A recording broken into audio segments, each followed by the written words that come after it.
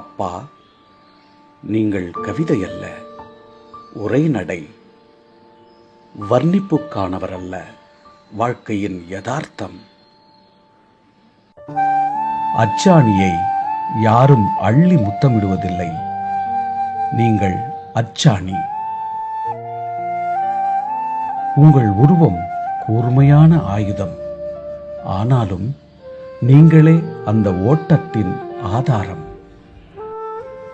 உங்கள் கரிசனம் எல்லாம் கண்டிப்பு என்று தோன்றியது, உங்கள் சொற்கள் எல்லாம் முற்களாய் தெரிந்தது. கேட்டதையெல்லாம் வாங்கித் தராத அப்பா என்கிற குறை இருந்தது. எங்கே போனாலும் நேரம் பார்த்து கட்டுப்படுத்தும் அப்பா என்கிற எரிச்சல் இருந்தது. எதை செய்தாலும் நேர்த்தி எதிர்பார்த்த அப்பா என்கிற வருத்தம் இருந்தது. அப்பா, உங்களை பற்றி நினைத்த அத்தனையும் தப்பப்பா. நான் 40 தொடும்போதுதான் ஞானம் பிறக்கிறது. உங்கள் ஞாபகம் நெஞ்சை நனைக்கிறது. ஒவ்வொரு வீடும் அப்பாவை பெரும்பாலும் தப்பாகவே புரிந்து கொள்கிறது. தாய்மடி, அத்தை மடி, காதலி மடி, மனைவி மடி என்று தேடிப்போய் தலை சாய்த்த உலகம் தந்தை மடியின் சுகம் அறிந்ததில்லை. தவறு செய்தபோது அடிக்காமல் திட்டாமல் மௌன விரதம் இருந்து தண்டித்தவர் நீங்கள். வாய்வரை வந்த பொய்கள் உங்கள் கண்களை பார்த்தால் எச்சிலோடு கரைந்துவிடும். என் பிள்ளை என்னை விட உயர வேண்டும் என்று களைக்காமல் சளைக்காமல் உழைத்தவர் நீங்கள். அலுவல் முடிந்து அழுக்காய்தான் நுழைவீர்கள், ஆனால் கரைபடியாத கரத்தோடு வருவீர்கள். ஆணியில் தொங்கும் உங்கள் சட்டை பையே வீட்டு வங்கி. அது குண்டாயிருந்தால் கொண்டாட்டம், அது ஒட்டி போயிருந்தால் கலக்கம்.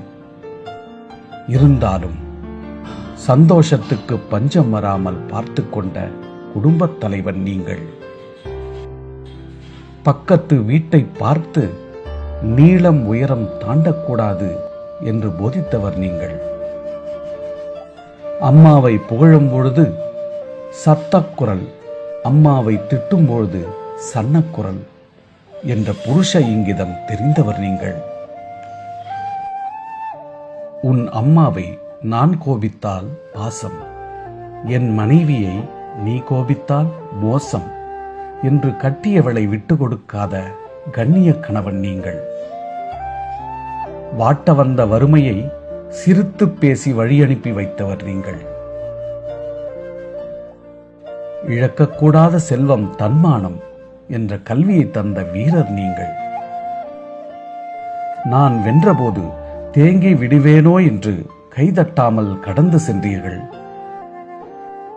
நான் தோற்றபோது வாடி விடுவேனோ என்று வாஞ்சையாய் அணைத்துக் கொண்டீர்கள். உண்மைதான் உன் சிபாரிசு கடிதம் என்று உணர்த்திய நண்பன் நீங்கள். ஒழுக்கம்தான் உன் முகவரி என்று என் நெஞ்சில் எழுதிய ஆசான் நீங்கள். எந்த தவறிலும் விழாதவர் நீங்கள், எந்த துயரிலும் விழாத வேர் நீங்கள். வண்டிக்கு எரிபொருள் கூட போட முடியாத சம்பளத்தில் எப்படி வாழ்க்கை வண்டியை வெற்றிகரமாக ஓட்டினீர்கள் அப்பா. சுமைகளை வீட்டில் கூட இறக்கி வைக்காமல் சுமந்து திரிந்தீர்களே அப்பா. இருக்கிறதை வைத்து எப்படி இலக்கணம் போல் குடும்பம் நடத்தினீர்கள் அப்பா. அப்பா அப்பா என்று உங்களை வியந்து கேட்க 1000 கேள்விகள். இதோ காலம் வெளுத்து போட்ட நரைமுடியோடு, வாழ்க்கை கசக்கி போட்ட முக சுருக்கங்களோடு, முதுமையின் அரவணைப்பில் பிறந்த குழந்தை போல அயர்ந்து உறங்கிக் கொண்டிருக்கிறீர்கள். அன்பாகவே வாழ்ந்து காட்டிய உங்களுக்கு இந்த வாழ்த்து ஈடாகுமா?